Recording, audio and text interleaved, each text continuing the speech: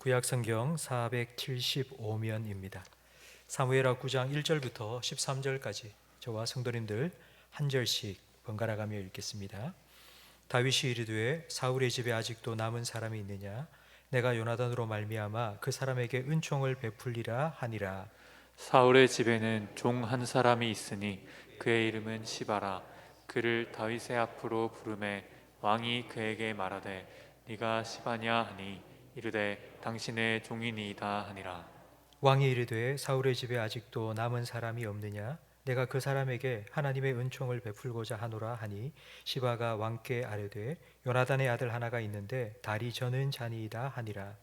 왕이 그에게 말하되 그가 어디 있느냐 하니 시바가 왕께 이르되 암미엘의 아들 마길의 집에 있나이다 하니라. 다윗 왕이 사람을 보내어 로드발 암미엘의 아들 마길의 집에서 그를 데려오니 사울의 손자 요나단의 아들 무비보셋이 다윗에게 나와 그 앞에 엎드려 절하매 다윗이 이르되 무비보셋이여 하니 그가 이르기를 보소서 당신의 종이니이다.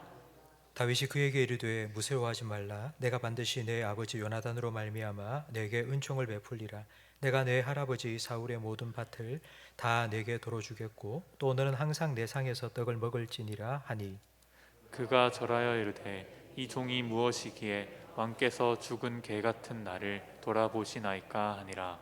왕이 사울의 시종 시바를 불러 그에게 이르되 사울과 그의 온 집에 속한 것은 내가 다 내 주인의 아들에게 주었노니 내 아들들과 내 종들은 그를 위하여 땅을 갈고 거두어 내 주인의 아들에게 양식을 대주어 먹게 하라.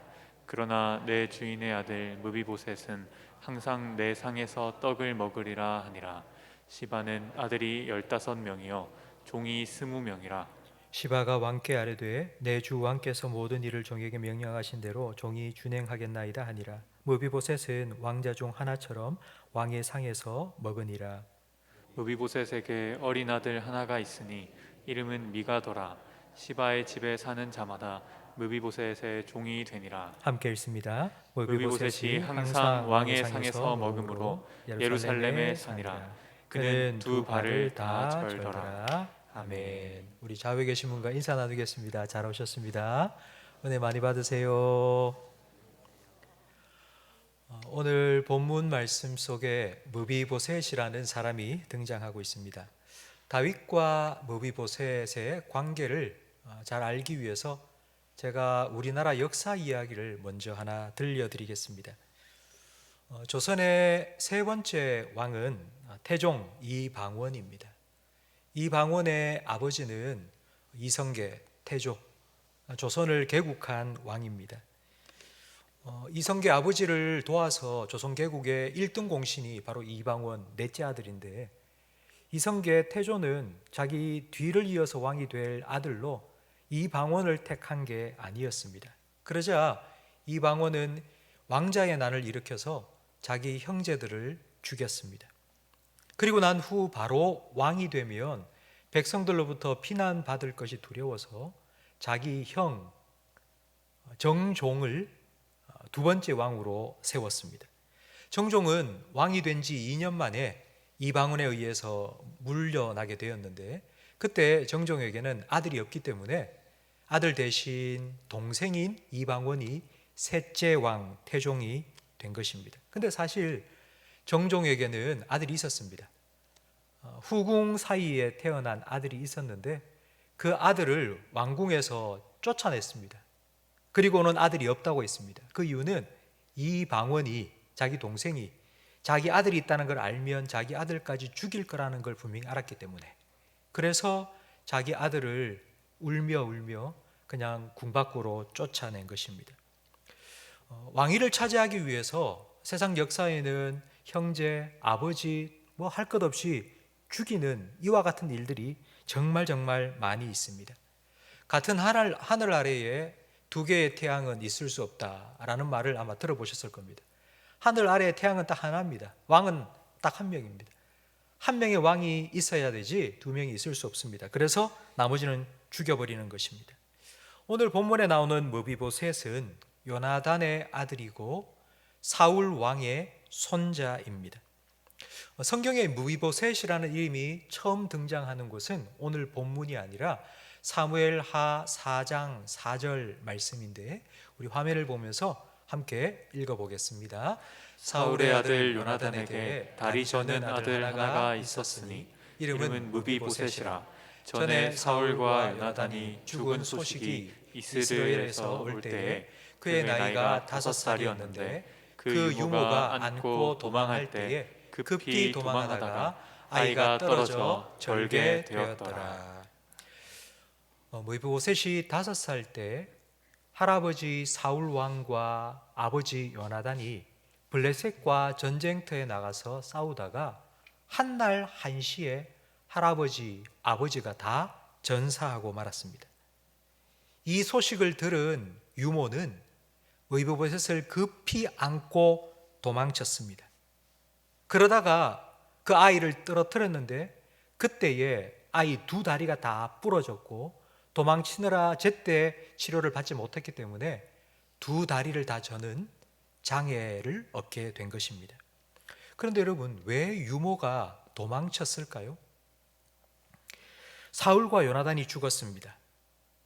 죽고 나면 그 다음 왕이 될 사람은 5살이었지만 분명히 그 왕위를 계승할 사람은 무비보셋입니다.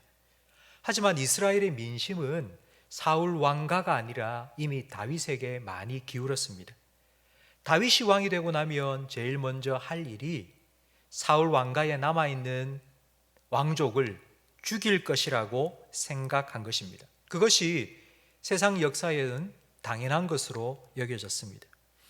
무비보셋의 유모가 무비보셋을 급히 안고 도망친 이유가 무엇 때문인지 우리는 충분히 짐작할 수 있습니다. 성도 여러분, 이날 이후 무비보셋이 어떤 삶을 살았을지 한번 상상해 보십시오. 왕자였습니다.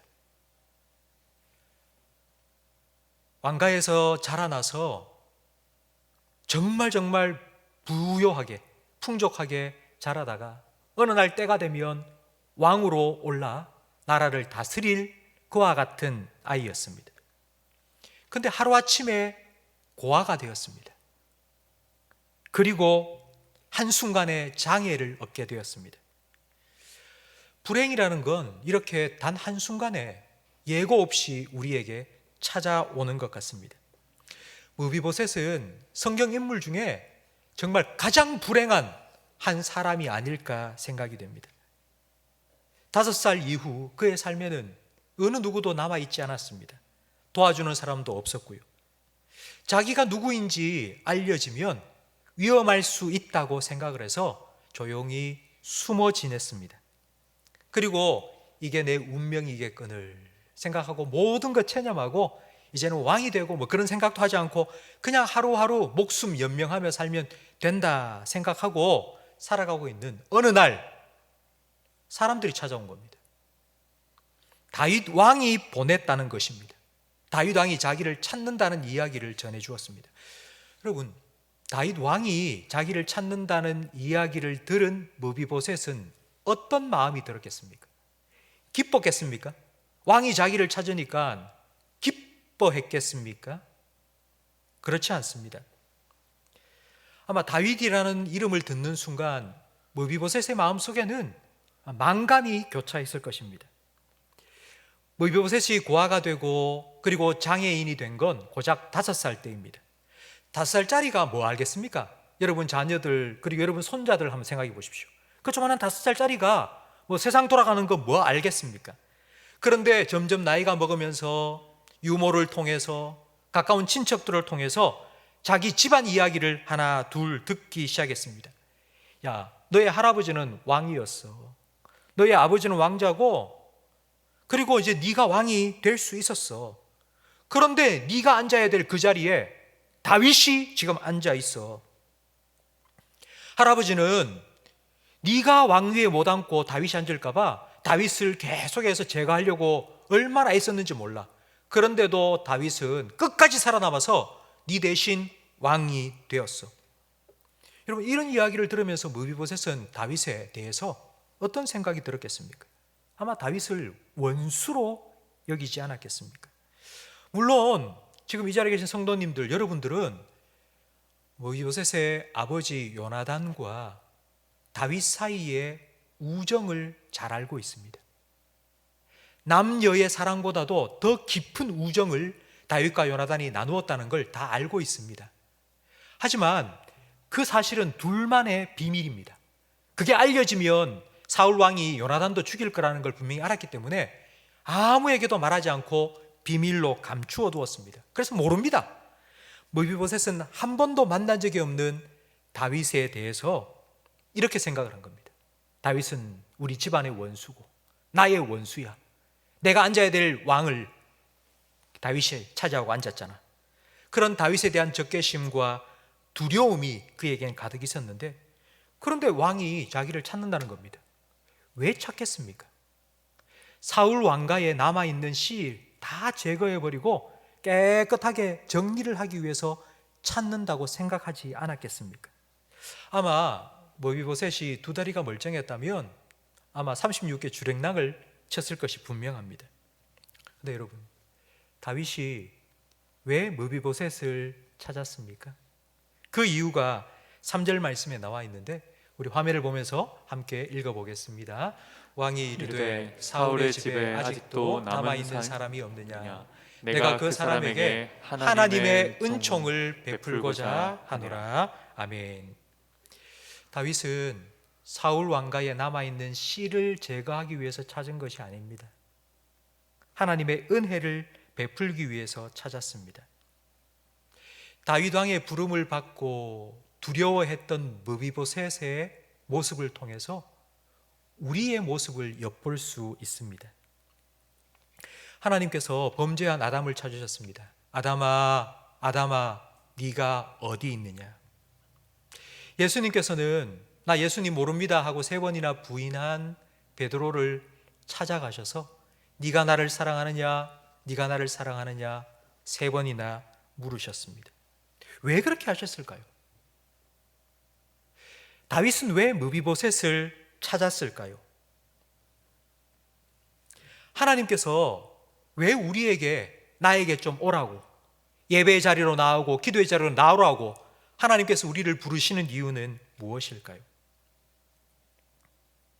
하나님께서 아담을 찾는 음성을 듣고 창세기 3장 10절 말씀에 보면 아담은 무서워하며 숨었다고 말합니다.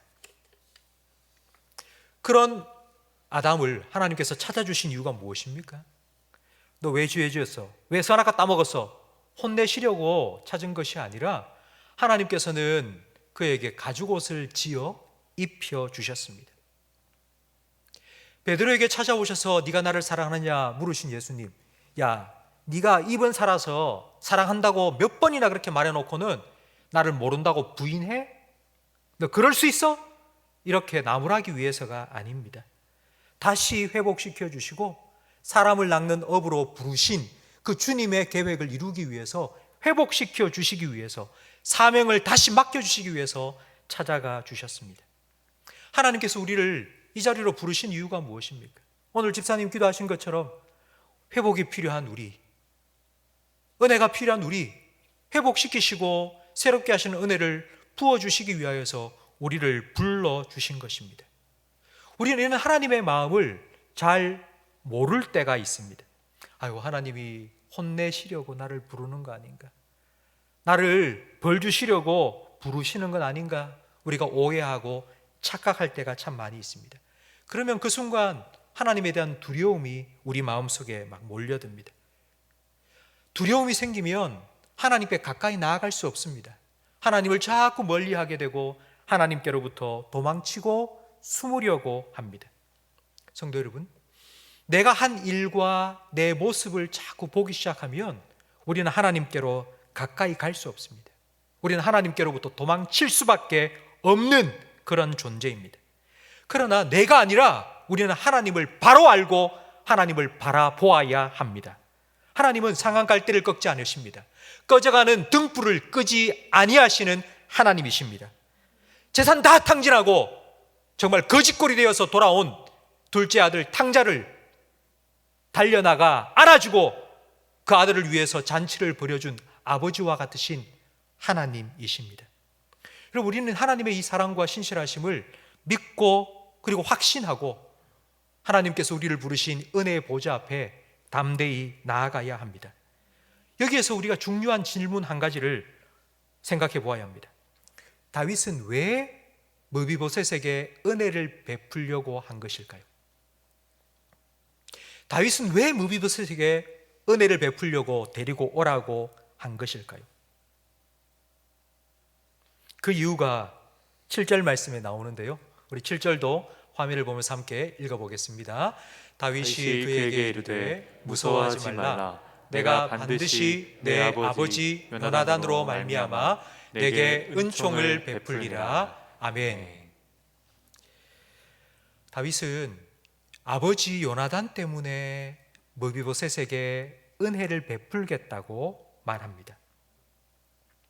왜 요나단 때문에 그의 아들 무비보셋에게 은혜를 베풀려고 한 것일까요? 그 이유는 다윗과 요나단이 하나님 앞에서 서로 약속한 것이 있기 때문입니다. 그 약속이 사무엘상 20장 42절 말씀에 나오는데 우리 화면을 보면서 함께 읽어보겠습니다. 요나단이 다윗에게 이르되 평안히 가라. 우리 두 사람이 여호와의 이름으로 맹세하여 이르기를 여호와께서 영원히 나와 너 사이에 계시고 내 자손과 내 자손 사이에 계시리라 하였느니라 하니 다윗은 일어나 떠나고 요나단은 성읍으로 돌아가니라. 아멘. 다윗과 요나단은 하나님 앞에서 약속했습니다. 너하고 나 사이에 우리 서로 싸우지 말고 잘해주자. 그리고 너의 자손 그리고 내 자손 함께 돌봐주고 지금처럼 너와 나처럼 그렇게 사랑하며 살자라고 약속했던 것입니다. 다윗은 요나단과의 약속을 기억하고 그 아들인 무비보셋에게 자기가 약속한 것을 지키기 위해 은혜를 베푼 것입니다. 무비보셋은 다윗에게 은혜를 받을 만한 일을 한 적이 없습니다. 무비보셋이 왕을 위해서 나라를 위해서 좋은 일을 한 적이 없습니다. 무비보셋은 앞으로도 도움이 될 만한 그런 인물이 아닙니다. 9절 말씀처럼 8절 말씀처럼 자기는 죽은 개와 같은 존재라고 말하지 않습니까? 다윗의 은혜를 받을 만한 자격이 하나도 없습니다. 그런데도 은혜를 받았습니다. 여러분, 이것이 바로 은혜입니다. 성도 여러분, 우리가 교회에서 가장 많이 사용하는 단어 중에 하나가 은혜입니다. 은혜. 우리의 입에 은혜라는 말이 늘 붙어 있지 않습니까? 은혜란 무엇입니까? 우리가 잘 알다시피 은혜라는 건 받을 자격이 없는 사람에게 거저 주시는 선물이라는 뜻입니다. 그렇기 때문에 누가 은혜를 받을 수 있습니까? 라는 말은 잘못된 것입니다. 그 질문 자체가 잘못된 것입니다. 은혜를 받을 수 있는 자격이라는 말은 되죠. 하지만 이 말 자체가 모순입니다. 그런 말은 없습니다. 왜? 은혜는 주시기 때문에 받을 수 있는 것이기 때문입니다. 자격이 되어서 내가 받는 게 아니고요. 그냥 하나님께서 주시니까 받는 거예요. 오늘 본문 말씀은 성경 속에서 은혜가 무엇인지를 가장 잘 보여주는 말씀 중에 하나입니다. 무비보셋이 뭘 잘해서 은혜를 받은 것이 아닙니다. 그는 정말 자기가 고백한 것처럼 죽은 개 같은 인생을 살고 있을 뿐입니다. 그런데 다윗이 자기가 옛날에 자기도 모르는 아버지와의 약속, 그 약속을 지키기 위해서 다윗은 무비보셋에게 은혜를 베풀고 있습니다. 성도 여러분, 하나님께서 우리에게 은혜를 베푸시는 이유가 무엇이겠습니까? 우리가 뭘 잘해서입니까? 하나님 보시기에 우리가 하나님을 기쁘게 해드려서, 우리가 하나님 뜻대로 순종을 잘했기 때문에 그래서 하나님께서 우리에게 은혜를 베푸십니까? 받을 자격이 되어서 우리가 하나님께 은혜를 구할 수 있고 그래서 은혜를 받습니까? 만약 그렇게 생각하신다면 여러분, 만약 여러분이 내가 받을 자격이 있어서 하나님께 은혜를 받는다고 생각한다면 내가 잘못해서 징계를 받을 일이 더 많다는 것 여러분 분명히 기억하셔야 됩니다. 내가 잘해서 은혜를 받는다고 생각하시는 분은 내가 잘못할 때 하나님께 징계받고 벌 받는다는 것도 꼭 기억하십시오. 우리는 절대 우리가 잘해서 은혜를 받는 것이 아닙니다. 다윗이 요나단 때문에 무비보셋에게 은혜를 베푼 것처럼 하나님께서는 예수 그리스도 때문에 우리에게 은혜를 베푸시는 겁니다. 하나님께서는 예수님을 통해서 우리를 보시기 때문에 우리를 용서해 주시고 우리를 사랑해 주시고 십자가를 통해서 우리를 보시기 때문에 하나님께서는 우리에게 은혜를 베풀어 주십니다. 다윗이 무비보셋에게 이런 은혜를 베풀었던 이유가 또 한 가지가 더 있습니다. 그 이유는 자기도 무비보셋과 같은 고통을 겪었기 때문입니다. 왕의 사위가 되었습니다. 이제 그의 앞길이 완전 탄탄대로와 같이 그렇게 여겨졌습니다. 백성의 인기도 받고요, 그리고 왕의 사위도 되고요, 권력도 가졌습니다. 그랬던 다윗이 사울 왕에게 미움을 받고 그만 궁궐에서 쫓겨났습니다. 하루아침에 현상수배범이 되었고 그는 광야에서 도망자 신세가 되었습니다. 아파 본 사람이 아픈 사람을 이해한다는 말처럼 다윗이 왕의 사위였다가 하루아침에 수배자가 되고 도망자가 되었던 그 아픔을 겪어봤기 때문에 왕자였다가 장애인으로 졸지에 고아가 되어서 5살부터 혼자 숨어서 살아야 됐던 무비보셋의 그 마음을 어찌 몰랐겠습니까? 그래서 그를 불러 그에게 은혜를 베푼 것입니다. 성도 여러분, 이렇게 저와 여러분을 이해해 주시고 공감해 주시며 그래서 은혜를 베풀어 주시는 분이 우리에게도 계시지 않습니까? 히브리서 4장 15절 말씀을 함께 읽어보겠습니다. 우리에게 있는 대제사장은 우리의 연약함을 동정하지 못하시리가 아니요 모든 일에 우리와 똑같이 시험을 받으신 이로되 죄는 없으시니라. 아멘. 우리의 대제사장, 하나님과 우리 사이의 중보가 되셔서 하나님께로부터 은혜를 우리에게 부어주시고요, 우리의 죄를 하나님께 아뢰면서 용서를 구하시는 바로 그 대제사장 예수님께서 우리와 똑같은 사람이 되셔서 살아보셨기 때문에 우리가 은혜 없이는 살 수 없는 존재라는 것을 아시고 우리에게 은혜를 베풀어 주십니다. 다윗은 어떤 은혜를 베풀었는지 7절 말씀에 나오는데요, 우리 7절 말씀도 화면을 보면서 함께 읽어보겠습니다. 다윗이 그에게 이르되 무서워하지 말라. 내가 반드시 내 아버지 요나단으로 말미암아 내게 은총을 베풀리라. 내가 내 할아버지 사울의 모든 밭을 다 내게 도로 주겠고 또 너는 항상 내 상에서 떡을 먹을지니라 하니. 다윗은 두 가지 은혜를 베풀어 주었습니다. 첫 번째는 할아버지 사울 왕이 가지고 있던 모든 재산을 다시 무비보셋에게 주었습니다. 그리고 둘째는 다윗이 먹는 상에 다윗의 아들처럼 왕자처럼 함께 와서 밥을 먹도록 해준 것입니다. 그러니까 자기 아들처럼 대우해 주었다는 뜻입니다. 다윗은 은혜를 말로만 하지 않았습니다. 내가 은혜 베풀어 줄게. 너 정말 힘들었지, 고생했지? 이제 앞으로 평안히 잘 살아라. 말만 한 것이 아니라 실제로 다윗은 은혜를 베풀어 주었습니다. 은혜를 실천했습니다. 그의 재산을 다 돌려주고요, 그리고 그를 자기 밥상에 초대해서 매일매일 함께 먹게 해 주었던 것입니다. 성도 여러분, 하나님께서 은혜를 베푸신다는 것 여러분 다 믿으시잖아요. 은혜가 풍성한 하나님이라고 찬양하시지 않습니까? 그렇다면 하나님께서 여러분에게 어떤 은혜를 베푸셨는지 한번 생각해 보십시오. 하나님 말씀만 하셨습니까? 하나님이 은혜를 베풀어 주신다고 하는데 어떤 은혜를 여러분 받으셨습니까? 정말 은혜를 베풀어 주셨습니까? 여러분의 삶에 하나님께서 어떤 은혜를 베풀어 주셨습니까? 하나님께서는 말로만 우리를 사랑한다고 하지 않으셨습니다.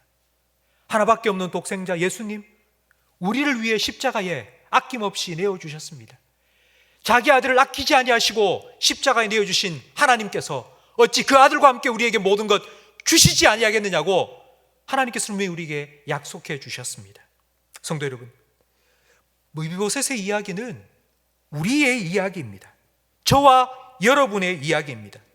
고아처럼 살고 있던 우리를 하나님께서는 자녀 삼아주시고 나를 아버지라고 부르라고, 내가 너를 자녀 삼아주겠다고 그렇게 우리를 불러주셨고요, 그리고 날마다 일용할 양식을 우리에게 베풀어 주고 계십니다. 우리가 하나님을 아빠 아버지라 부르며 은혜의 보좌 앞에 나아갈 때마다 때를 따라 돕는 은혜를 하나님께서는 날마다 우리에게 베풀어 주십니다. 그런데 이게 내가 잘나서가 아닙니다. 내가 오늘 하루를 잘 살았기 때문에, 지난 3일 동안 내가 열심히 말씀에 순종하며 살았기 때문에, 아니요, 그게 아니고요, 바로 예수님 때문입니다. 하나님께서 예수 그리스도와 함께 십자가 위에서 세우신 언약 때문에 우리를 기억하시고 우리를 보시고 우리에게 은혜를 베풀어 주시는 겁니다. 우리가 아직 죄인 되었을 때에 예수님께서 십자가에 죽으심으로 우리에 대한 하나님의 사랑을 확증해 주시고 보증해 주신 것입니다. 십자가를 통해서 하나님의 사랑을 우리에게 보증해 주셨기 때문에 하나님께서는 우리를 끝까지 사랑해 주실 거고 우리에게 은혜를 베푸시기를 그치지 아니하실 것입니다. 여러분, 이 신실하신 하나님을 여러분 믿고 그 하나님의 보좌 앞에 날마다 담대히 나가시기를 주님의 이름으로 축원합니다. 여러분, 이 이후로 무비보셋은 어떻게 살았을까요? 다윗을 만나기 전까지, 다윗 왕의 부름을 받기 전까지 무비보셋은 불행 수치의 대명사였습니다. 한날 한시 할아버지와 아버지를 잃고 졸지에 고아가 되고 장애인이 되었습니다. 밖에 나가면 사람들이 다 쳐다보는 것 같습니다. 쩔뚝 두 다리를 다 저니까요. 사람들의 시선이 느껴지니까 싫습니다. 그래서 늘 집안에 틀어박혀서 밖에 나가지도 못하고 쳐져서 주눅들어 살았을 것입니다. 자기의 신세를 한탄하면서 눈물 흘린 적이 한두 날이 아니었을 것입니다. 그러나 다윗 왕을 만나고 난 이후 무비보셋의 삶이 어떻게 변화되었을까? 여러분 상상해 보십시오. 매일매일 왕의 초대를 받고요, 왕의 상에 왕과 마주 앉아서요, 왕의 진미를 함께 먹고 마시면서 그의 마음속에는 감사와 감격이 날마다 넘쳐났을 겁니다. 신세를 한탄하는 눈물이 감격과 감사의 눈물로 변화되었을 것입니다. 사람들이 보면 너무 부끄러워하는 그런 인생이 아니라 사람들이 보면 이제 부러워하는 그런 인생으로 변화되었을 것입니다. 성도 여러분, 우리도 무비보셋이 받았던 은혜와 같은 이런 놀라운 은혜를 하나님께로부터 받았습니다. 무비보셋이 왕의 상에 초대받아서 왕과 함께 왕의 잔치에 참여했던 것처럼 하나님께서 우리에게 베풀어 주신 예배 자리로 나와서 하나님의 말씀 듣고 은혜를 누리는 이와 같은 은혜를 우리는 지금 누리고 있습니다. 우리는 그럴 자격이 없지만 하나님께서 우리를 불러주셨기 때문입니다. 이제 우리의 삶에 무비보셋에게 일어났던 변화도 좀 있으면 좋지 않겠습니까? 하나님을 만나는 기쁨, 하나님 베푸신 은혜를 누리는 그런 감사와 감격이 우리에게도 회복되면 얼마나 좋겠습니까? 주님께 더 가까이 나아가서 주님 주시는 은혜를 더 풍성히 누리며 살아가기를 주님의 이름으로 축복합니다. 하나님께서 우리에게 베푸신 은혜를 우리가 누려야지만이 우리의 삶에 어떤 변화가 생깁니다. 여러분, 저는 이런 말을 참 싫어합니다. 좀 찌질하다, 이런 표현 아시죠? 찌질하다, 째째하다, 저는 이런 표현이 너무 싫습니다. 교회를 다니는 성도들, 하나님 믿는 성도들의 삶에는 이런 모습이 없어져야 됩니다. 왜냐하면 은혜가 풍성한 하나님을 나의 왕으로, 나의 아버지로 모시고 살아가니까요. 왜 째째합니까? 왜 찌질하게 살아갑니까? 하나님께서 그런 풍성한 은혜를 베풀어 주시면 그걸 흘려보내는 삶을 살아가야 되지 않겠습니까? 넉넉한 삶, 너그러운 삶을 살아가는 것이 은혜 받은 우리의 모습이 되어야 하지 않겠습니까? 성도 여러분, 하나님 앞에, 은혜의 보좌 앞에 날마다 담대히 나아가서 하나님 베풀어 주신 은혜를 풍성히 누리며 그 받은 은혜를 흘려보내며 살아가시기를 주님의 이름으로 축원합니다. 더 이상 개 같은, 이건 제 말이 아니고요, 무비보셋이 다윗 왕 앞에서 자기 스스로를 일컬은 말입니다. 더 이상 개 같은 그런 보잘것없는 인생이 아니라 왕의 자녀답게 왕의 상에 함께 둘러앉아서 왕의 자녀된 특권을 누리는 그와 같은 은혜를 풍성히 누리며 살아가시는 우리 모든 성도들이 되시기를, 왕의 자녀로서 당당하게 넉넉하게 살아가시는 우리 모든 성도님들이 되시기를 주님의 이름으로 축원합니다.